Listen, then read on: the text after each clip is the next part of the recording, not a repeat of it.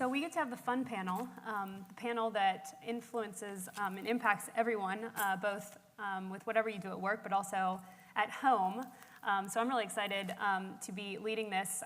When they told me what subject I was going to be covering, or what I was going to be leading here, immediately went back to when my career began about 10 years ago, and I was covering real estate and learning about the LEED movement. And I remember going out to all these buildings and wearing a hard hat, and they're talking about all these different energy efficient things they're doing, and low VOC paint and the toilets and everything it was really cool. It was very exciting, and from a consumer standpoint, it was more like, oh, this is neat, you know. And they'd have an education component to it in each of the buildings where you could go and learn, you know, how much energy the building was saving.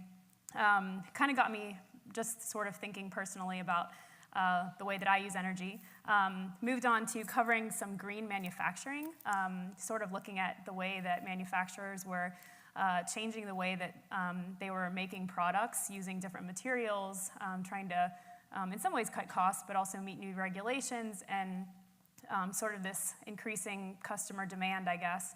And in that case, we as consumers had the opportunity to make choices. So we could be in the store and we would see Energy Star, and we could decide whether we wanted Energy Star versus something else. And now today, a lot of what I do is covering startups and entrepreneurs, and a lot of it is tied to the smartphone, which is personal. It's something we all have and we all use. And so this next generation of sort of technology around energy and sustainability is becoming very personal to each person. And I'm really excited to hear what this panel has to say on that subject, and just on the way that consumers are engaging with sort of this new generation of devices and technology. So I'm going to introduce them. They're in different order, which is fine. First, I have Rob Cotter. He's the founder and CEO of Organic Transit. You might have noticed the little elf vehicles out in the front, so take a test ride on those. I have Mike Watson, Vice President of Product Strategy at Cree. Arshad Mansoor, Senior Vice President of the R&D Group for the Electric Power Research Institute. Next to him, Kris Bowring, Director of Business and Channel Development at Lowe's Home Improvement. Mike Kopczynski, who is the Southeast Region Specialist for Internet of Things at Cisco. And on the end, we have Tim Baldwin, Senior Vice President of McKim and Cree Engineering. So I'm going to actually have them each start by talking a little about who their customer is, specific to their business, and let them sort of introduce a little bit about what they do. Rob, do you want to start? Sure. So we make a solar pedal hybrid vehicle. We have the unique challenge of introducing a new product category, similar perhaps in some ways to like, oh, this is a cell phone or this is a laptop. People didn't even know something like this was possible. So there's the part of educating the consumer. But the other part is that the consumer now, I think, and I don't want to take too long on this, but the consumer now is taking a much more active role in and their concern in their personal health, what the community is like, and where their energy source is coming from. And coming kind of out of a passive culture into a much more active or energetic culture. So our vehicles, you know, people are healthier being using them, their community is safer and cleaner, and the planet is cleaner in the process of using them. And that's what we call environmental prosperity, and that resonates very well with a lot of the consumers. Again, I don't want to take up too much time, but our model is more on a shared model. So people can use them when they want to use them, and I can get into that perhaps later. Yeah, our consumers are actually quite simple. It's everyone in this room, because we're a lighting company. Our mission is 100% adoption of LED lighting and trying to obsolete this 100 years and more of energy inefficient lighting, be it residential or consumer as well. And so our products are all geared towards trying to reduce the overall consumption of energy for a consumer without actually sacrificing any of the performance or benefits they expect from light. And that's our consumer base, which is pretty much everyone. If you go to the web, you can look at www.epri.com. Who we are, our vision is together we shape the future of electricity. What does that mean? We work with almost 400 utilities across the world, and our goal is to make sure that consumer society continues to get affordable, reliable, environmentally responsible, and secure electricity. So we do that collaboratively. We do that with all our utilities. And if you look at the utilities, who their stakeholders are, one of their key stakeholders are all the consumers. Excellent. Well, I'm with Lowe's Home Improvement. First of all, we're happy to be sponsors here. We're happy to be here and represent ourselves from a North Carolina perspective. The section of the business that I'm in is on the Iris Smart Home. So our customer are the people that want the connected smart home devices. That's what I work on specifically. But again, Lowe's, our customers are everybody. Anybody who renter to homeowner, anybody who wants to be doing things themselves in their home and falling in love with their home again every time they come into Lowe's. Within Cisco, as part of the Internet of Things, Internet of Everything, we're really focusing on connecting the unconnected. Our direct customers are cities, utilities, retail. But what their concern is really giving a better experience, better connectivity to their end customers. So that's really the solution that we focus on. And I'm kind of surprised they let me sit next to all these guys instead of spaced over here, because I come out of the water space, not the power space. And while we do work in the energy sectors, I think most people would know us as a water firm.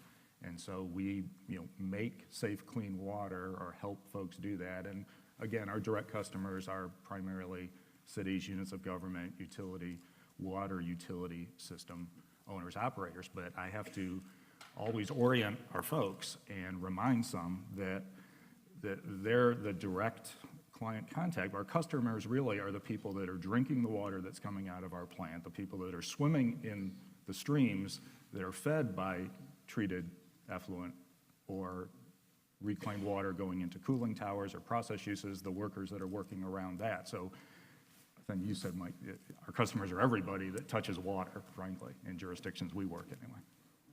So I'll let any of you really respond to this question, but what would you say has changed about the customer profile for smart products, for energy efficient products, for services? I don't know if this is going to relate as much to the lighting or the water, considering that's everybody, but you still have certain customers who are buying, who adopted right away, and then how's that kind of changed to today? Lighting is a big portion of energy efficiency and a hot button for consumers, for sure. Certainly the early days of CFL and LED were interesting, but now that anytime you're adding connectivity, from our friends from Cisco, or if you're connecting anything in the home, you're starting to see customers, what we actually see is the customers are coming in, energy becomes accessible in terms of how they're thinking about their consumption and their use. So it's not their primary focus, though. It is a secondary focus. It's different when it comes to lighting and appliances. So when you're shopping for appliances and lighting, energy plays a big component of it. When you're buying a thermostat, it's not quite clear that energy is the prime focus.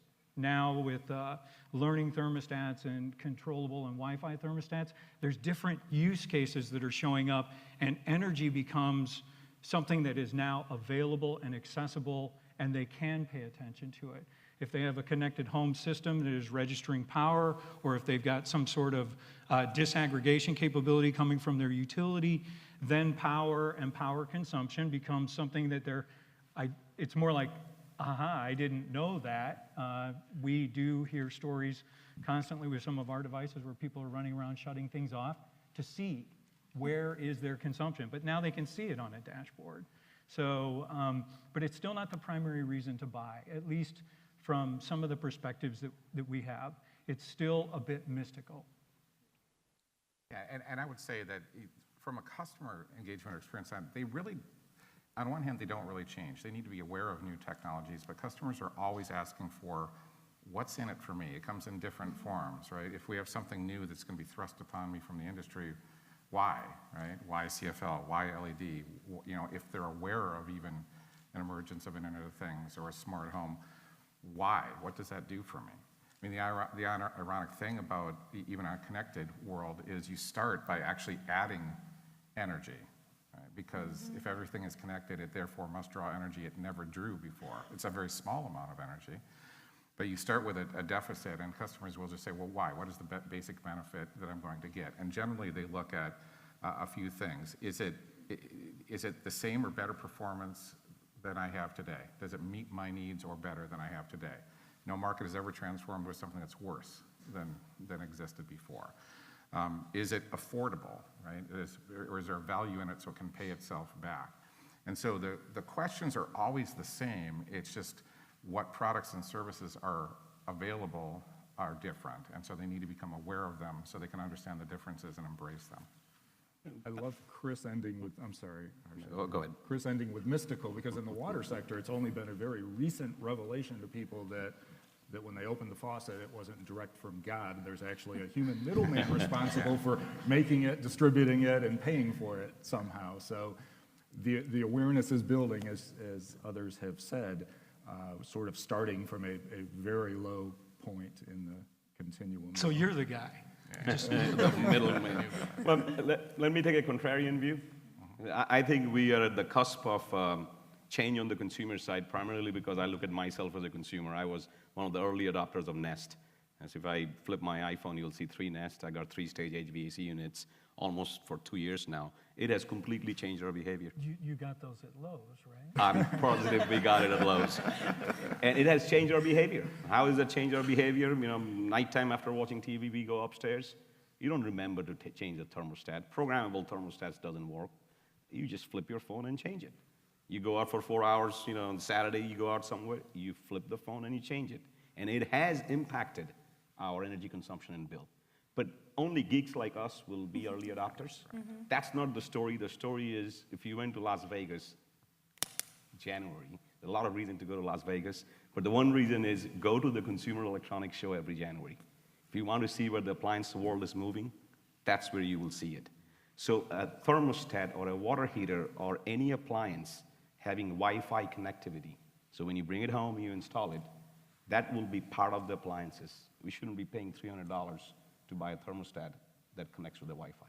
And when that happens, when cost goes down and comfort and convenience of how you control your appliance, you know, becomes seamless, you will, I think, see a much more penetration of consumer behavior in how they interact with their appliances.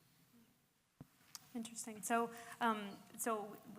part of this is the what's in it for me. So it sounds like to some extent people need to experience something first before they start letting their brain go to the next thing. Is that what you guys are seeing to some extent? And how do you educate consumers or get them to have that first experience with one of these devices or one of these technologies?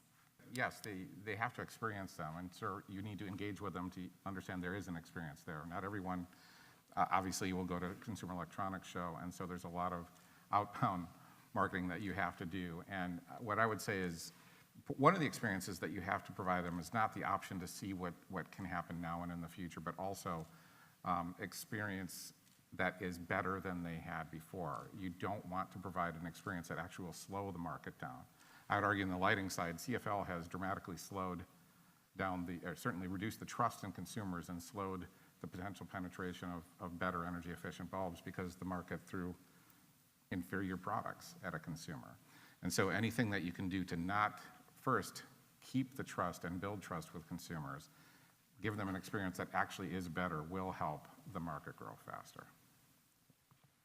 Not to jump on anybody, I guess, I think it was Rob earlier that mentioned some research that Duke was doing, and I think there are people in the room that are members of the Smart Grid Consumer Collaborative, and there's some research right off the press, not just about behaviors, but about motivations and the segmentation. Somebody mentioned segmentation here earlier. And what they found was the way we've traditionally segmented the marketplace doesn't make any sense, doesn't yield results or knowledge about why. And when they segmented things differently, engaged engagement, and then looked at motivations of those sectors, there were some factors that became, fairly consistent across those sectors. So for those of you that are members, you'll get that report if you haven't already, and for those that aren't, I'm sure they would sell you one. But there's some very interesting things there about how you start thinking about segmenting and then messaging to those segments differently to trip their motivational factors. I think often, sometimes, consumers are ahead of the curve. So you look at the increased urbanization of the U.S. and around the world. Right now, it's about 70% of the U.S. population lives in an urban environment. They're experiencing that right here in Raleigh. People want local things. There's local urban farms. What the heck? Whoever heard of that 10, 15 years ago? And so I think that it's really important for industry to pay attention to what they're doing. You look at models like Sungevity that's doing this solar rollout of rooftops all over the country. That thing is happening fast, and it's happening locally, it's happening regionally and nationally. And where does that all fit in? Well, it's oftentimes about that local movement. It's about, if you talked about Airbnb 20 years ago, you'd say you're out of your mind. And now, of course, it's pretty common. Same thing with shared use cars and all these things. So this is a huge migration of people's attitudes. So what are the barriers? What are the barriers to adoption from a larger perspective? Are we at a point where we're seeing mass adoption? I don't think we're quite there yet. So what are sort of those barriers? The elephant. You have all the answers. Sure, why not? You guys sit back and relax. There was questions about it and responses to it. In the water sector, a lot of it is cost, as well as what do you really get for that. Lee mentioned that 65% of their costs are in fixed costs and 35% variable. In most water utilities, it's a lot more than that. It might be 80, 85% in fixed, very little in variable. Their rate structures are typically upside down, very little in fixed to benefit a lifeline rate for someone that doesn't use a lot of water, and then variable on top of that. So when we come off droughts, and when we come off a reduction in development and demand, where a lot of folks were living off development fees until the real estate crash last decade, that results in a draconian loss of revenue that they can't really manage. And so one of the primary motivators for smart meters in water would be sending a real-time conservation signal, right? Don't necessarily want to do that anymore when there's water to be had and made, because the marginal cost of making it is nothing. And the revenue loss attached to it is dramatic. And so there's a cost and usefulness barrier where people are doing it in the water sector. It's largely a customer service thing because, they have a leak and they don't know about, when somebody told me, when we get there ahead of the bill, we're the good guys, and when we get there after the bill, we're the bad guys. So that's largely the motivation. I think one of the impediment for a mass adoption is, not knowing something that's new. But this is where we feel, I think, the utilities can have a huge role. Just take an example. Imagine you got to buy a hot water heater. Your one is going bad and you're going to replace it. You can go to Lowe's, you can go to Home Depot and buy one. You better. You better go to Lowe's. If you're from North Carolina. Imagine that hot water heater now has Wi-Fi connectivity. It's a smart appliance. And you don't have to imagine, it already exists at Lowe's. Exist. So let's say there's a utility, I'm not going to name, I'm looking at Rob. Let's say Duke offers their customers hot water heaters that have Wi-Fi connectivity so that the consumer, maybe it's $10 a month rate rider. You pay $10 a month, just like you pay for your modem. But that hot water heater now, seamlessly, without the consumer doing anything, there is communication and controllability, so it's being used as a balancing resource for wind and PV and other technologies that Duke is bringing in. So there is a global societal value for that same hot water heater, for which you as a consumer are getting the value because you get hot water. But the system is getting the value because you're making the system more reliable. So maybe the consumer doesn't pay the full cost of the water heater. They pay 95% or 90% of the cost. And there is 10% benefit that is for all consumers. You can only do that through an integrated approach. So Rob, thank you for talking about integrated grid.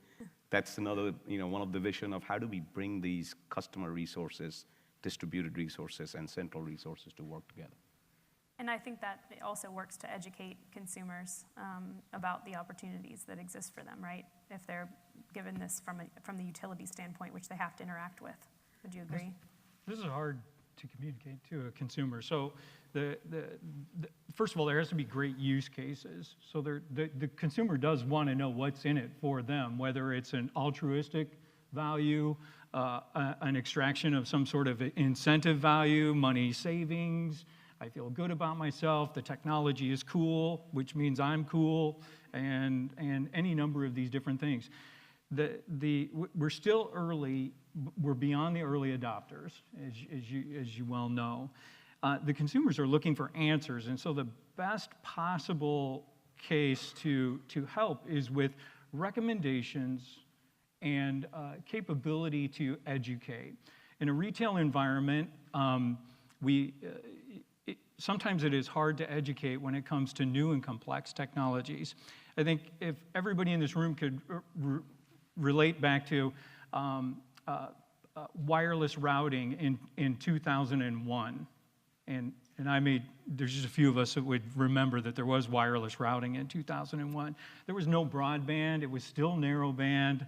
Broadband was being deployed. A wireless router had any number of different configurations that required a separate card or a separate panel that would go into the back of the desktop, and they had to match, and they couldn't be brand agnostic.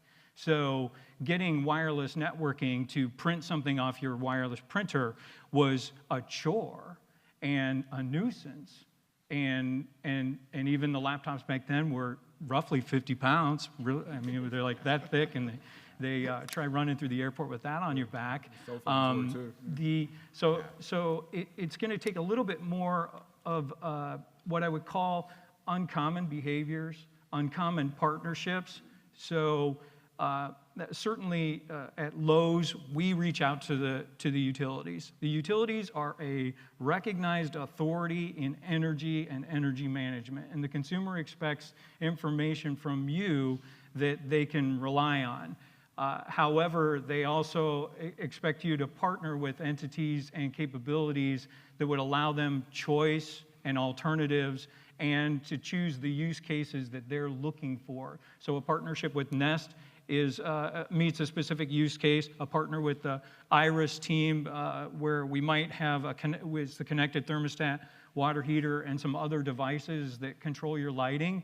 There's a reason for the utility to be involved in that. And it's also uncomfortable partnerships as well, because we do understand the conditions with which the utility industry is under. But that's where we're at. We need to take that next big step, and we need to start working very, very effectively together. And if you're really serious about putting the customer at the center, then get ready for some real tough, hard work on segmentation, on understanding millennials, on understanding the impact of mobile, on understanding the impact of smart technologies, the Internet of Things, all these things that are swirling around in the background. Then you have big data, data analytics, all these other things that are happening. How do you turn that into something that the customer can digest, that they will use, and in the case of many of the products, they will love, and they will expand, and they will increase, and they will change behavior, and they will love it?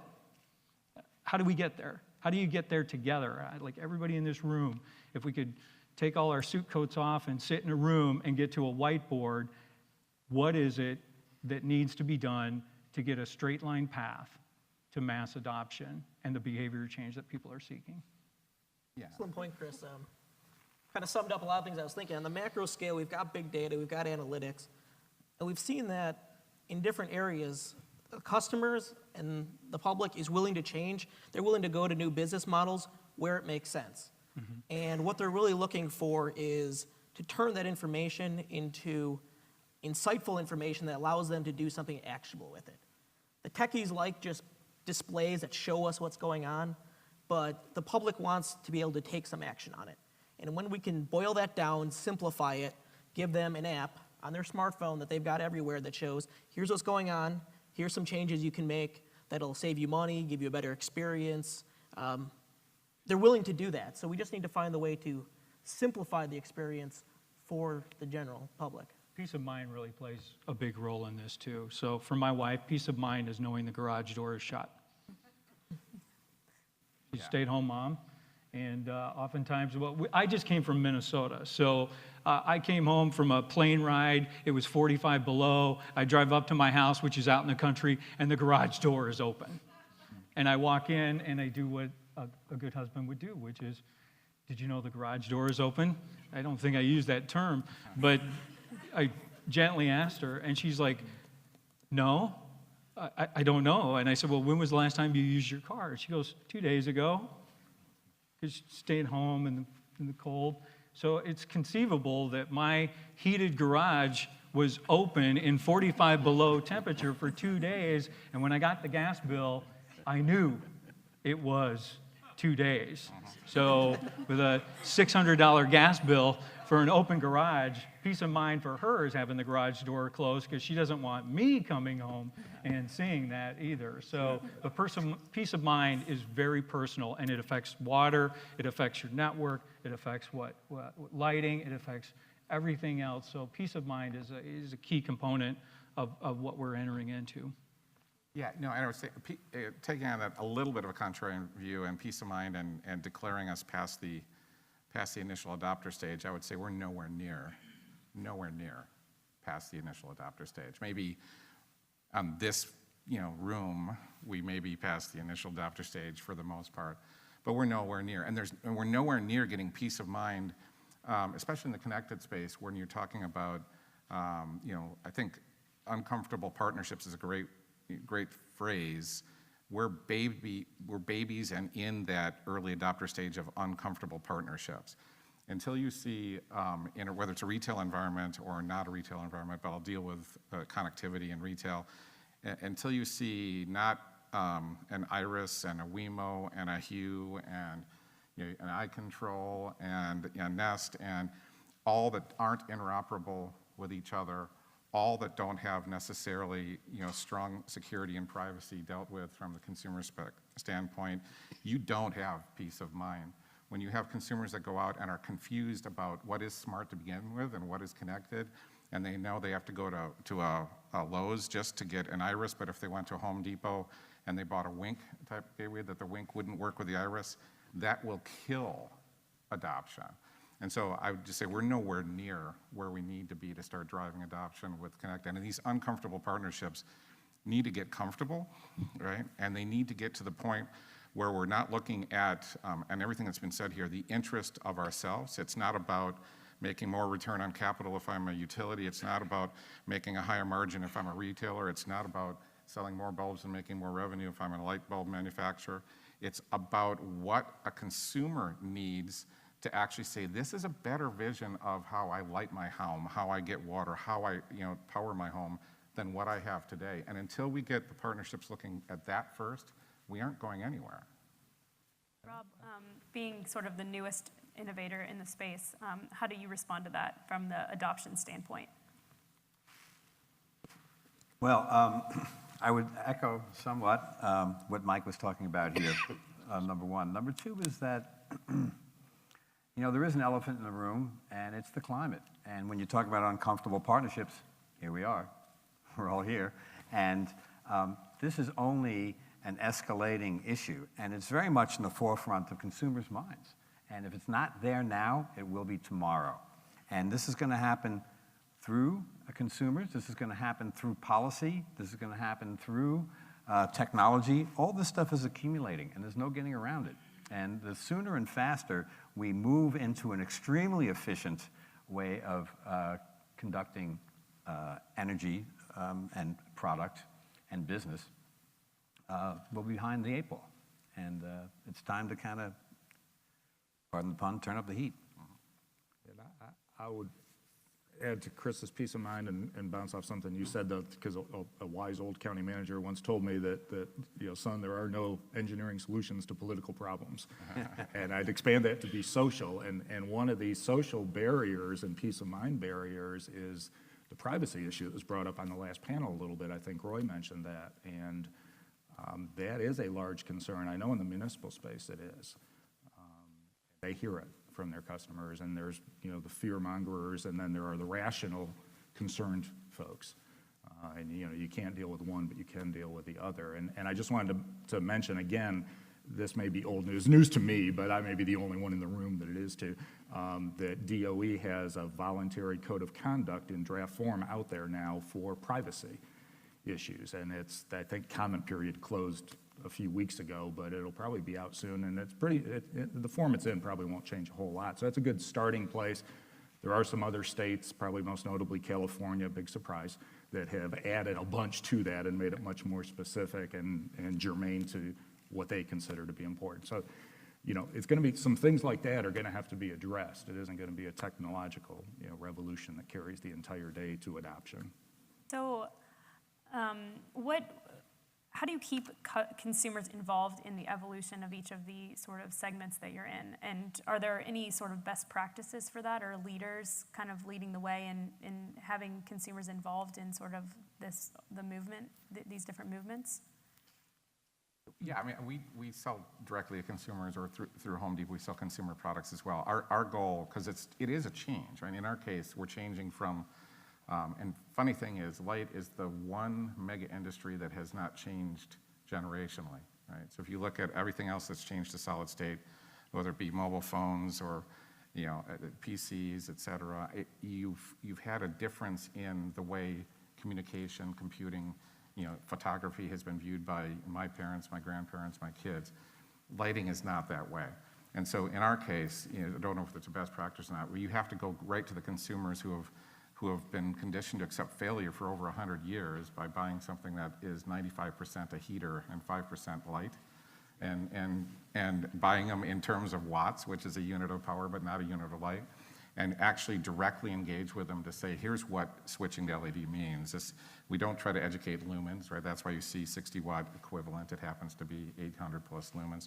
But you have to go directly out with them, engage them. We've been fortunate enough to get about 150,000 people that we engage with every day in our social community. We have websites, which is tools full of how do you find a bulb, not just in parametric terms, but what light you're trying to replace it in, what personality you have, right? And educate them that way. We have calculators that show literally if I took the 40 average bulbs per home and flipped them out, and you're saving about $6 to $7 per if they were 60, what that means to you in real economic savings. So educating them on what the benefits of change are is a real key, and getting a large enough mass community to do that is also key. I think if you want to change consumers, when you had an iPhone, you didn't need a calculator to show the benefit of an iPhone. They used it, they got it, they said, great. Last week was the first time I used Uber, the car service. Oh, it's comfort, convenience, cost, all of these things are good. And consumers, most likely from an energy management point of view, will not go ahead and embrace just because we are educating them how you can manage your energy.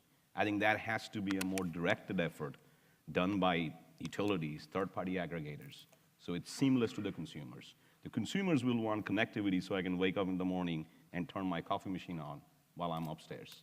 They are looking for convenience. Netflix, the only reason we have Netflix, I think, is because Friday evening after dinner, we did not want to take the movie back to Blockbuster because we didn't want to drive the car. So these small convenience points, if that's what consumers will drive. We are all consumers. Why do we do Netflix? Because we didn't like that 3-day penalty to pay a fee for a late movie. So I think as it evolves, consumers will have to see the value, and they will embrace it, but I don't think they'll embrace it for energy management. That's where the utilities, third-party aggregators will have to come in and make it seamless for them. Bravo. So Arshad, just to kind of go on that, the integrated grid, we talked about that a little bit. What does that sort of mean to consumers? How do you explain that to consumers? And I know you've been speaking a lot about this, so what has kind of surprised the audiences about the path to achieve this?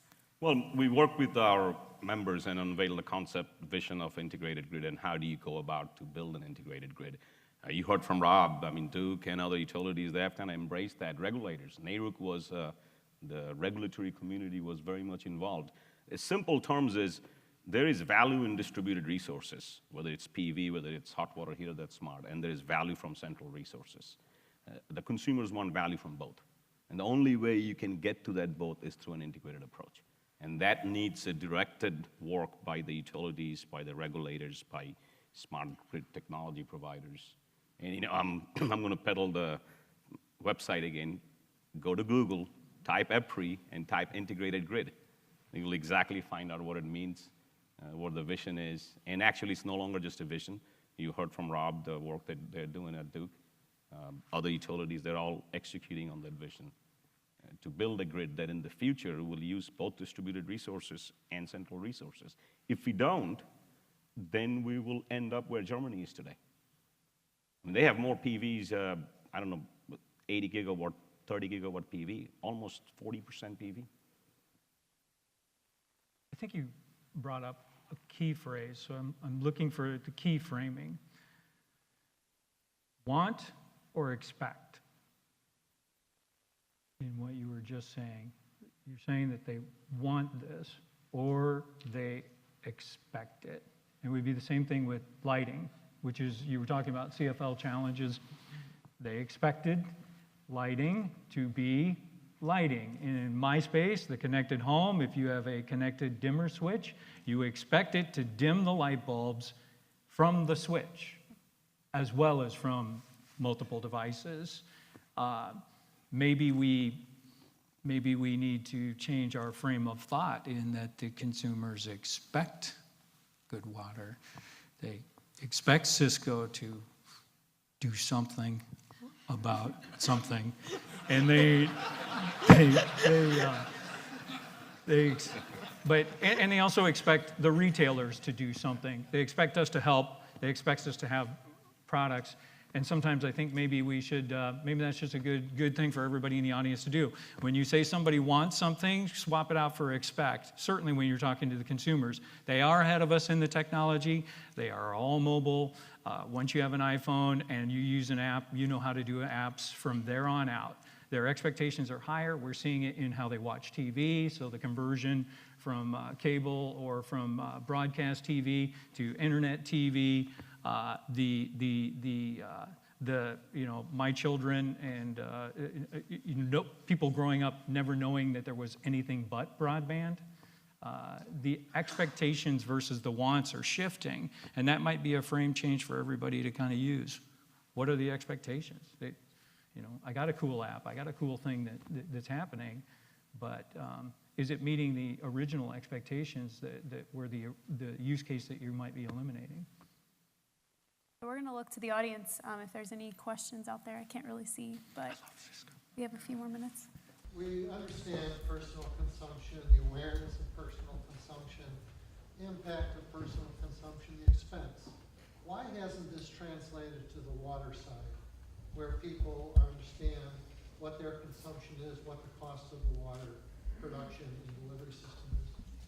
Well, I mean, to some extent they have, because it's traditionally been very underpriced and undervalued.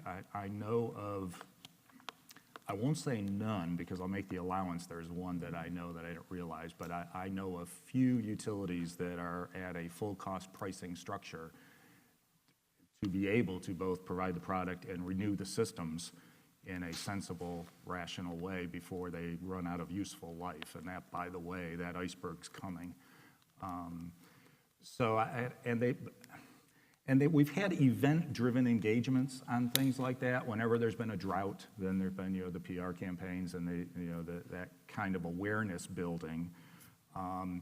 But traditionally, they've been second to childbirth in the worst pain you'll ever forget the quickest, right?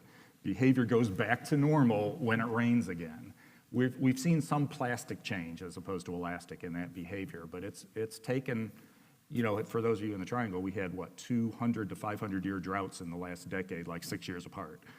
And now we've seen some permanent change in consumptive behavior here as a result. I think last year Raleigh sold the same amount of water they sold in 2000, despite having grown. So there is that change, but it's still really cheap. I mean, it's the fourth most costly utility in my house, and if I use my fireplace more, my LP tank would cost me more than that. So, other than those that are enlightened by a more altruistic approach, someone said, in terms of resource optimization and such, who's going to chase 50 cents on their bill if it's an economic motivation, which, by the way, was one of the underlying foundings in the research, is that everybody thinks about their bill. But not so much, frankly, on the water side, except if you're in places that have very high rates, which are fairly few, actually.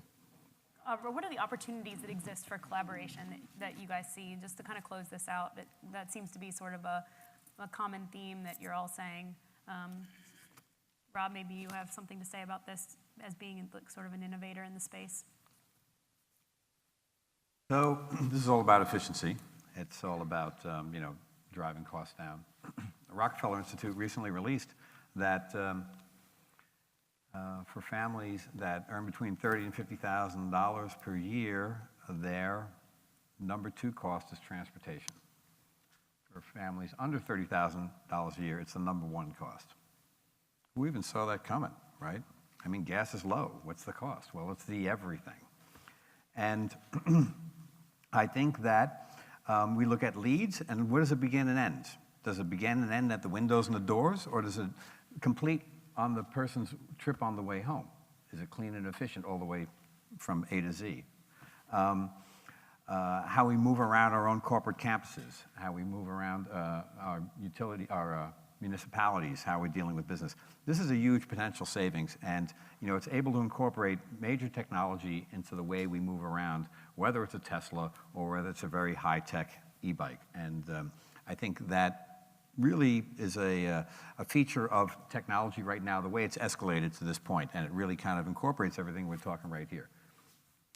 And I think that the collaboration, you have to take things bite-sized and look at what can be collaborative that is generally applicable to all of us, right? So we talk about privacy and security. Those standards of behavior have to be known and developed collaboratively for sure. You have to develop what is, in a world of Z waves and Bluetooth variants and variants of Wi-Fi and Zigbee, et cetera. I mean, from a local connectivity to the wide area connectivity, what are those standards that we need to evolve towards for all, right? And eventually you get to points where what you don't touch is business model, but for this market to evolve, you need to have known business models that are both valuable to all the collaborators, but deliver a better value to the consumers that drive the market. For water, I mentioned cost earlier, and a major cost of AMI, AMA in there would be the communications platform, is establishing it and maintaining it and such. And post 9/11, utility systems have gone the other way in terms of hardening their systems and isolating their data systems. And so overcoming that to work together on a integrated smart meter system that uses the same communication platform and protocol and costs are shared would certainly enable implementation much more easily and economically. But again, we have a sort of technical and non-technical issue to overcome to do that. But that's ripe for the taking if it could be done. I think there's a collaboration opportunity if you look forward. That integrated grid is not going to happen tomorrow. It's a journey. And every utility and every public utility commission and technology providers will take their journey. That journey alone cannot be taken just by utility or by technology providers or by the Public Utility Commission. And so doing pilots that shows what an integrated grid can do and why it is the least cost solution for all the consumers, not just the one consumer who's buying that resource. I think will be a great opportunity for collaboration across, and this is not just a US issue, it's a worldwide issue. The distributed resource and central resource, how you optimize them is an issue that is, so I think that's a great opportunity for Public Utility Commission, utility, and technology providers. Yeah, but from a retail perspective, or at least speaking as a retailer, as the Internet of Things crashes into demand response, energy efficiency, demand side programs and things like that, it's time to start collaborating on how we're going to handle that. The devices and services and capabilities, whether it be a connected light bulb that is doing information, or the lighting system, or HVAC, or the water, or any of that, it's all going to be showing up somewhere, and it's either going to be in the future. Most of the Internet of Things will be devices talking to devices and letting potentially something's going on in your house. You don't need to do anything. I've already done something. I've already taken care of it. But in the meantime, as that consumer adoption, because I do believe we're beyond the early adopter. I'm not saying we're into the mass, but we've jumped the innovator chasm. We're beyond the early adopter, because in my mind, the early adopter is the techie who really understands it and will buy the Wink to work with the Nest from different locations, and they'll get online and they'll get a device from China to help them with other things and stuff like that. But as this transformation happens, if I understand, and we want to influence that transformation for purposes of energy efficiency or any of the utility programs, now's the time to start figuring out how to partner with the players up here, both from a manufacturer and a retail perspective, but also in many other ways, in Cisco and their smart grid plan as well, to help that transformation happen. At the same time, you're working your way through it as well. Just really quickly, I'd just say groups like this collaborating and solving the bigger picture, there's no one company or a handful of companies that are going to solve this. So everyone needs to collaborate. It moves the whole industry forward, and that's going to accelerate the experience for the customer. Thank you. Gentlemen, we thank you for this very stimulating discussion. Laura, we thank you for moderating the panel.